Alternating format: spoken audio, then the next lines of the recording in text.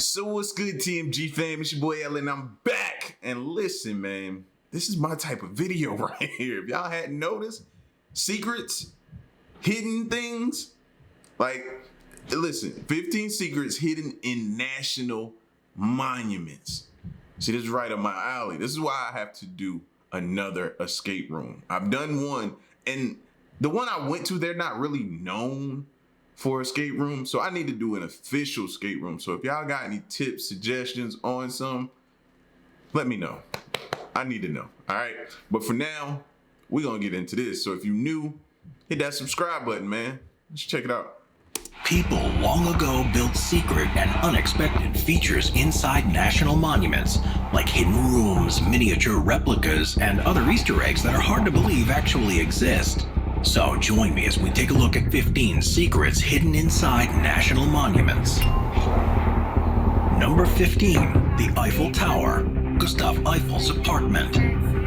Could this be one of the first examples of a penthouse for a swinging bachelor? Anytime you gotta have a hidden apartment, yeah, ain't nothing good going on in there, man. You know it, or else it wouldn't be hidden. When the Eiffel Tower was built in 1897, the reaction was initially lukewarm to absolutely freezing. But after a while, he was considered one of the most envied men in Paris, not for his great success, you understand, but mainly for having created himself a much sought-after piece of real estate. Gustav's apartment, you see, was right at the top of his famous tower, where he would host a variety of famous guests, world leaders, great scientists, and high flyers of Parisian life at the time. And no doubt the occasional young lady or two, as he wandered around in his Hugh Hefner jacket, scattering rose petals on his waterbed and making sure Barry White was playing in the background. Well, either that or tinkling away on his grand piano. Yeah, he actually did have a grand piano in his apartment at the top of the Eiffel Tower, so you can only feel sorry for the piano movers who were unlucky enough to get that job. Number 14, Brooklyn Bridge, wine cellars. Did you know that there was once a wine cellar in New York's Brooklyn Bridge? Well, of course you didn't. That's why I'm here. It's my job to know these things. Before the bridge was opened back in 1883, designer John Roebling and his son, Washington, not only had to find a way to fund the project, but also had to deal with the wine company and liquor company that were right in the middle of their planned route. And so a light bulb went off in Washington's head, and he offered to create 2 wine cellars in the foundations of the bridge, one on either shore. And as they turned out to be dark and cool, they turned out to be the perfect place to store valuable vintages from around the world. There were also a variety of other chambers which were rented out to local businesses, although neither of these or the wine cellars are currently in use. However, the cellars are still there, right beneath your feet. So if you're looking for some New York office space and can't afford to rent anything in the many skyscrapers on offer, then maybe you can consider holing yourself up in the foundations of the Brooklyn Bridge. It's not a bad location for a business. You certainly get plenty of foot traffic. And I was still surprised when they actually showed what it looked like. And I was like, yo, it's still there. Like, surprised. Even though he's telling me it's still there, I was still surprised when I saw it. Brooklyn Bridge. It's not a bad location for a business. You certainly get plenty of foot traffic. Number 13, Niagara Falls, Devil's Hole. Niagara Falls is one of the world's most impressive natural wonders, but it's probably never occurred to you as you stare in awe-filled wonder at the majesty of the 6 million cubic feet of water passing over the Horseshoe Falls every minute, separating Canada from the United States, that there might be a cave nearby haunted by the souls of 350 dead British soldiers. I mean, why would you? That's the kind of thing that would really suck the life out of your vacation. Just to the north of Niagara Falls on the New York side, you'll find Devil's Hole, also known as the Cave of Evil Spirits, and it was here in 1763 that a mass murder supposedly took place. According to legend, 350 of the aforementioned British soldiers were marching their way upriver from the falls when they stopped at the cave to get a bite to eat, only to find themselves the subject of a surprise attack by the Seneca Indians, who managed to burn most of them alive, while the majority of the others died after jumping into the water. But although they lost their lives, Niagara Falls gained another tourist site, as many visitors to the falls seek out the Devil's Hole and reportedly a variety of strange experiences. I gotta read that. It says here, the Devil's Hole Massacre tablet on September 13th, 1902, 139 years afterwards, the Niagara Frontier Landmarks Association unveiled the tablet shown above at this historic and scenic spot, upon which is the following before the tablet are various prominent persons, including the late Hon Herbert P. Biswell of Buffalo, the vice president of Niagara Falls, who delivered the eloquent address and who died while a justice of the Supreme Court. Wow. 1902. As many visitors to the falls seek out the Devil's Hole and reportedly a variety of strange experiences after stepping inside. In other words, if the incredible power and beauty of nature isn't quite your thing, then why not head over to the Devil's Hole and hang out with some angry dead people? Number 12, Statue of Liberty, the Torch Room. Most of us realize that it is possible to climb up into the crown of the Statue of Liberty, either as a result of your own visits to New York or from watching the Ghostbusters do it in their 1989 sequel. Yep. Now, if you're a fan of that movie, then don't get too excited. I'm not going to reveal that number 13 on the list is the fact that you can make Lady Liberty come to life and take her for a walk through the streets of downtown Manhattan. But what I am going to tell you about is the Torch Room. At one point, it simply wasn't a secret that you could climb up to the torch for an even better view from an even higher vantage point. But since 1916, it's been strictly off limits. This was after an explosion on the neighboring Black Tom Island, which not only caused windows all over the city to be shattered in its wake, but also resulted in shrapnel being lodged into Lady Liberty's arm. Climbing up as far as the torch room became classed as a health and safety risk, or whatever the version of health and safety was in those days. Nowadays, you don't have a chance of being granted admittance, not even if you're a Ghostbuster. Number 11, the Lincoln Memorial, Secret Room. We all know what the Lincoln Memorial is, right? No? Well, do you know what Abraham Lincoln looked like? Okay, well, just imagine him only a lot bigger, sat in a chair and made entirely out of marble. And then imagine this huge Lincoln being housed in a massive building that wouldn't look out of place in the center of Rome, but is actually in Washington, D.C. Okay, got it? Good. But it's not this towering statue of Honest Abe we want to draw your attention to right now, as majestic as he is. It's the 43,000 square foot basement beneath it that's been completely forgotten about for the past 60 years. This exists because workers had to dig a hole for the concrete columns, which take the weight of massive Abe's big chair and even bigger buildings surrounding him. And therefore, this strange subterranean addition came into being. You can see where the entrance to this room is, but you probably wouldn't be too keen to wander down there for a quick selfie. Well, not if you're squeamish about things that writhe and slither. When it was rediscovered in 1975, workers found an entire ecosystem of rats and insects down there, so let's just be glad that entrance is well and truly closed. Number 10, Florence. Yeah, I would assume a lot of stuff go down there, because like you said, it hadn't been no activity down there in, what, 60 plus years? So, yeah, I would expect that. The Secret Art Corridor. If you've ever been to Florence in Tuscany, Italy, then you'll know it's amazing. There's quite simply art everywhere you look, from Michelangelo's David, to the Uffizi Gallery, to the random statues and paintings which just seem to be hanging around in the street, completely unbothered by the elements. Art, and more art. More art than you could shake a stick at. And even if you did find a stick to shake at it, you'd probably find out it was an early Renaissance stick designed by Leonardo and commissioned by the Medicis.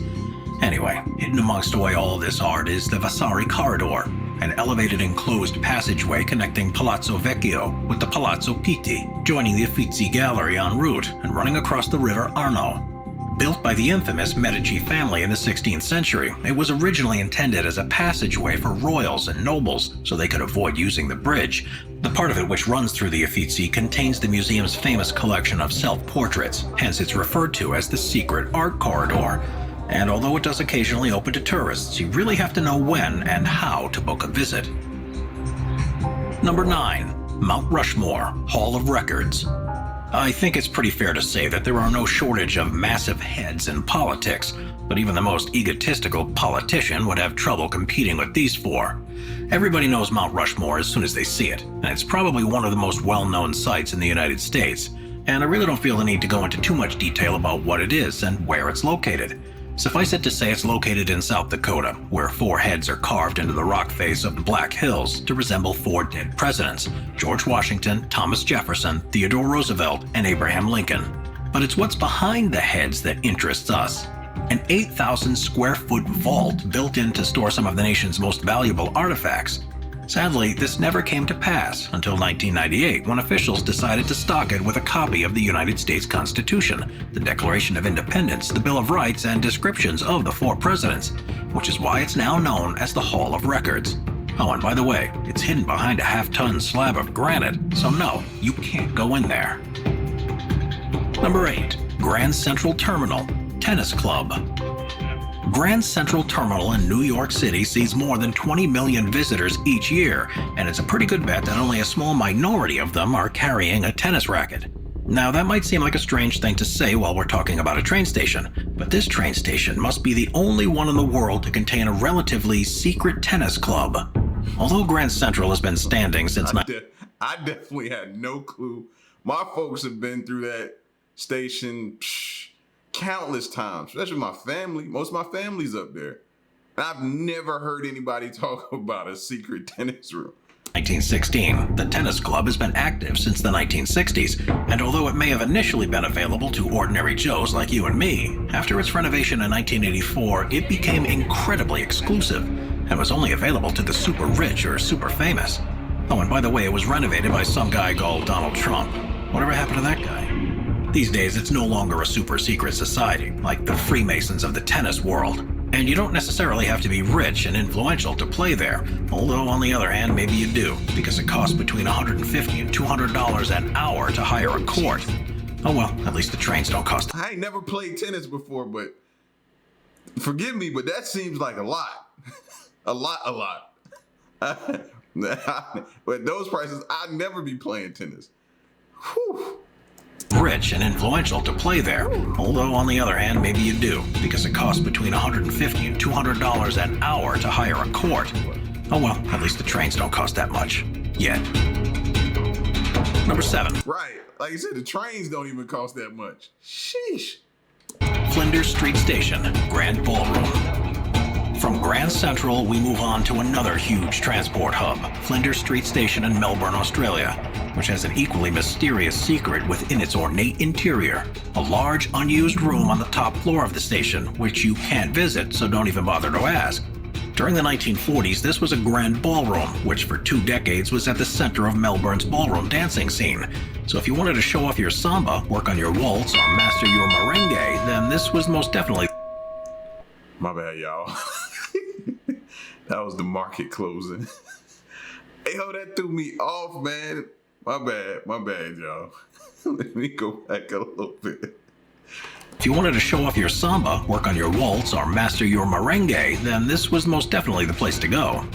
As popular as this place was, however, each night of ballroom dancing would finish at a precise time, no matter how much people pleaded with the owners to allow them one more dance. This might sound harsh, of course, but it was purely so that every single dancer could catch the last train home. After all, they didn't have far to go. Number 6. Washington Monument, the Mini Monument. The Washington Monument has been called many things over the years: breathtaking, historic, phallic, but let's not concentrate too much on that last one. At just over 554 feet and 7 inches tall, this creation really does dominate the city of Washington, D.C., and that's quite an achievement when you're in a capital full of monuments. What many people don't realize, however, is that there's a baby version of the Washington Monument, or Mini Monument as it's sometimes known, and that's completely understandable given that it's buried underground. This is actually something called a benchmark, which is usually just a metal cap or rod used by surveyors to ensure their maps are accurate. This particular benchmark, however, is a 12-foot tall replica of its big brother, buried under a brick chimney and hiding under a manhole cover. If you're visiting DC, then you'll be able to find the cover quite easily, but no one can open it, so don't even ask.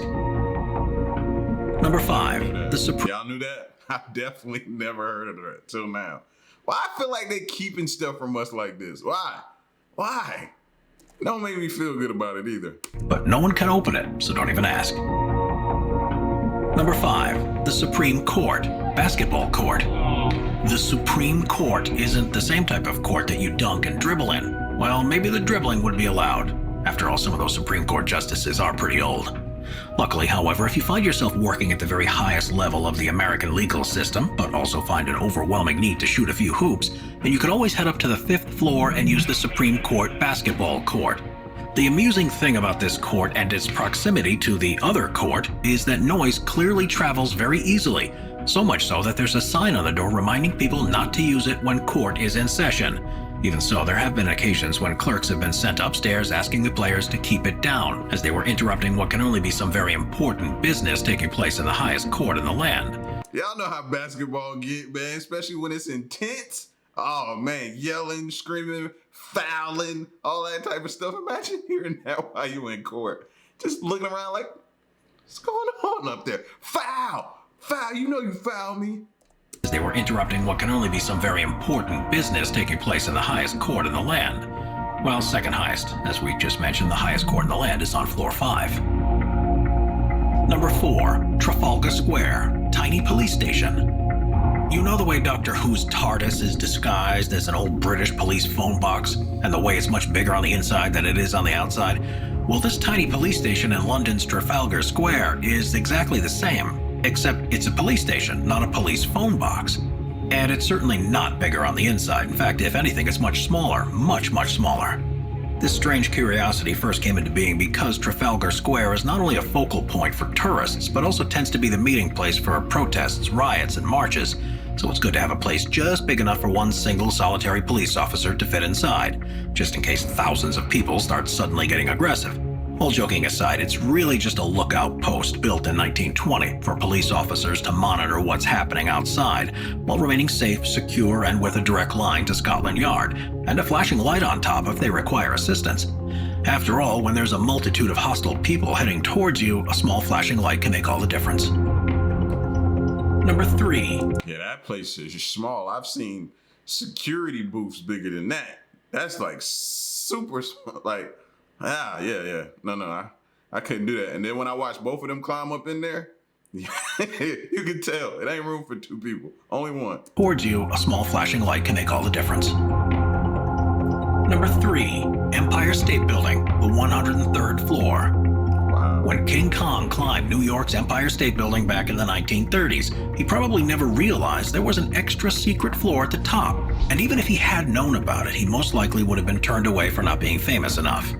Godzilla might have got in, of course, but Kong didn't just have that X factor that the paparazzi were always looking for. Well, you're probably wondering what the hell I'm talking about, right? Well, the Empire State Building is officially 102 stories high, with observation decks available on the 80th, 86th, and 102nd floors, all incredibly safe, with reinforced glass to prevent any worst-case scenarios. What most people don't realize, however, just like our B-list celebrity friend King Kong, is that there's also a 103rd floor, which is only accessible if you're a VIP. And as for the reinforced glass, or the protective fence surrounding the perimeter of the building, well, you don't need that kind of protection when you're a VIP, as you're generally accompanied by hordes of guardian angels wherever you go. No, instead, there's simply a knee-high wall, which means that the 103rd floor offers the best vantage point in New York City. A great photo opportunity for celebrities, and plenty of privacy away from all those annoying normal people. See, this is why they always be talking about secret societies and this, that, and third, and you're part of Illuminati and this. It's because of stuff like this, man, where certain people only get access. Now, I understand the tennis game earlier, but that's almost like that as well. You know what I mean? That's why these rumors continuously go around. Number 2, Christ the Redeemer, hollow interior. If you're a Christian, then you believe that Jesus Christ was filled with the Holy Spirit. So if you were going to find anything inside of Rio's statue of Christ the Redeemer, then that's probably what you'd expect. And what you wouldn't expect to find is a whole lot of nothing. That's right, this massive world-famous landmark is completely hollow. Built between 1922 and 1931 and standing atop a 2,300-foot mountain with its massive arms stretched out 92 feet wide, this thing is pretty damn big, which makes it even more mind-boggling that there's so much empty space inside it. Well, almost empty. My legs trembling and I ain't even standing out there with dude, bro. And he just is comfortable just moving around. Nah, bro, I would be shaking. There is actually a staircase which will take you all the way to the top. But no, you can't use it, so don't even ask. The staircase is purely for the use of Christ the Redeemer's full-time maintenance crew, because the engineers realized quite early on that in addition to the statue's striking appearance, it's also one big lightning rod, which can be struck every few days during stormy periods. Oh well, we all make mistakes. That's why pencils have erasers, I suppose. Number 1. Statue of Leonardo, Secret Hatch. Leonardo da Vinci was well known for leaving secret messages in his work, designed complex puzzles, and generally was quite mysterious. And that's even if you don't believe everything you read in terribly written novels by Dan Brown. Needless to say, old Leonardo has always been a very big deal in Italy, which is why there's a 60-foot-tall statue of him greeting arrivals at Rome's Fiumicino airport since it was installed there in 1960. What was only recently discovered, however, during renovations in 2006 was that a secret hatch had been installed by the artist Asen Pekov, which contained a couple of enigmatic parchments, one of them containing the names of a variety of influential politicians who were present for the unveiling, and the other written in Latin telling the history of the area where the airport stands, going back to ancient times, and including descriptions of the landscape before humans set foot on it. It is assumed that these are the work of Pekov, of course, but as he passed away in 1973, I guess we'll never know. Either way, whoever did it, we can be sure of one thing: Leonardo da Vinci would have been proud. Watch our Obscure playlist for more top 15 videos about the more obscure subjects in our world. Yeah. So listen, this is what's going on, right? We got to make a lot more money. Simple and plain. We got to make more money to get in some of these rooms. Now, some of these rooms I don't want to get in, like secret rooms with, you know what I mean, water beds and grand pianos and young women. No, I don't need to be in those type of rooms. But you know how you've always heard the stories that a lot of deals go down on the golf course and different places like that. You know what I mean? So you want to be a part, you got to get in some of these societies that's going around, man, to get part of some of these deals, these big business deals that's going on. Because I can guarantee you, I know in that tennis room, it'd be some wealth talk going down in there. You got to have wealth to even get in there. $100 and something an hour. It ain't crazy. I don't think mine. I'm sneaking in. Everywhere I go, I'm sneaking in. You hear me? Ain't gonna keep me out of that. But yeah, man, this was 15 secrets hidden in national monuments, man. Were y'all aware of any of these things going on? If not, leave a like before you roll out. Stick around and stay tuned to the next one I'm gone, man. Peace.